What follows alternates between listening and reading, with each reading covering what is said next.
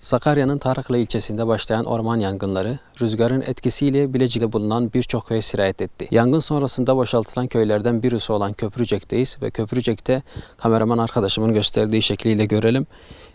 Neredeyse yanmayan, küle dönmeyen hiçbir ev kalmadı. Buradaki cami, fırın ve ahırlar, geri kalan bütün evler yandı. Burası yaklaşık 20 hanelik bir köy ve köy tamamen şu an kullanılamaz hale geldi. Köyün girişinde jandarma ekipleri tarafından kapatıldı. Sadece basın mensupları ve resmi ekiplerin girişlerine izin veriliyor. Bu köyde halen dumanların yükseldiğini görebilmekteyiz ancak yangın tamamen kontrol altına alınmış durumda. Ve burada zaman zaman soğutma çalışmaları helikopterlerle yapılan sortilerle devam ediyor. Dediğim şekliyle bu köy şu anda tamamen kullanılamaz hale gelmiş durumda.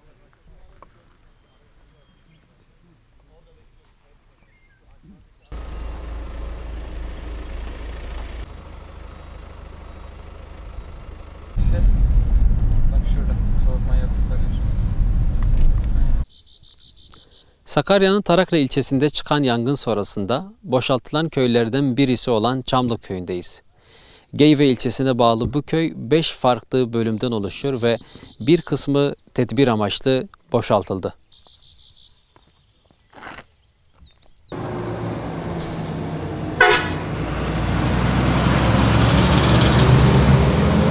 Yani ben bu yangından dolayı kesin yani kundaklama olduğunu düşünüyorum.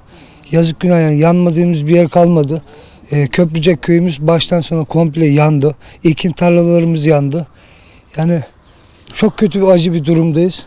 Allah yar ve yardımcımız olsun. Şu an Aydınlar'dan Çamlık mahallemize yangın sıçramak şekilde ekiplerimiz hızlı şekilde söndürmekte talepte bulundu. Bu şu an 2000 kişi ve orman müdürümüz, bütün Büyükşehir Belediye Başkanımızdan Allah razı olsun hızlı şekilde ve yangınımıza kövücü nedeniyle köyümüzde yandı. Şehren de herhangi bir sıkıntımız yok. Aydınları kurtardık. Hızlı şekilde biz yangına müracaat yaptık.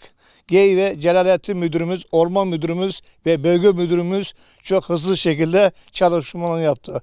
Büyükşehir Belediye Başkanımıza ve Vali Beyimize ve Kaymakam Beyimize çok teşekkürlerimi sunuyorum. Bu konuda, her konuda yanımızda oldu. Teşekkürlerimizi sunuyorum. Bu cuma günü yangın saat 10 sıralarında Hacı Yakup Paşalar Mahallesi'nden başladı. Ve kısa sürede öğlene doğru Aydınlar Mahallesi dediğimiz mahalleye doğru sıçradı. Ondan sonra devamında Şehran Mahallesi Gölpazarı'na doğru yangın gitmeye başladı. Biz de burada tüm muhtarımızla beraber, tüm ekiple beraber köydeki insanları da bir arada toplanıp tankerlerle sular, itfaiyeye yardım etmeye çalıştık. Büyükşehir'den ve çevre illerden gelen itfaiyeler ve yardımsever insanlarımızla birlikte yangını 2 gün gibi kısa bir sürede bitirdik. Biz cuma namazlarında Mayıs ayı girdiğinden beri devamlı hutbelerimizde anons diyorduk halka. Sigara atmayalım, dikkatli olalım, cam şişeleri atmayalım, anız yakımı falan yapmayalım, köylülere dikkat edelim diyorduk ama yine de gene bir aksaklıktan dolayı tabii durumun ne olduğunu bilmiyoruz şu anda da görevlilerimiz anlatmıyorlar. Şimdi tam teşkilli olay inceleme ne olduğu bilinmiyor. İleriki zamanda ne olduğunu anlayacağız. İsmim Mustafa Kaşıkçı. Çamlık Köyü Kadirler Mahallesi'nde oturmaktayım. Muhtar heyetiyim. Cuma günü saat 10-10.30 arasında karşı Aydınlar Mahallesi'nde, benim evim tepede olduğundan dolayı gördüm. Aydınlar Mahallesi'nin karşısında yangın vardı. Anladık zaten neyin ne olduğunu. Sonra biz apar topar hemen muhtarımız aradı bizi.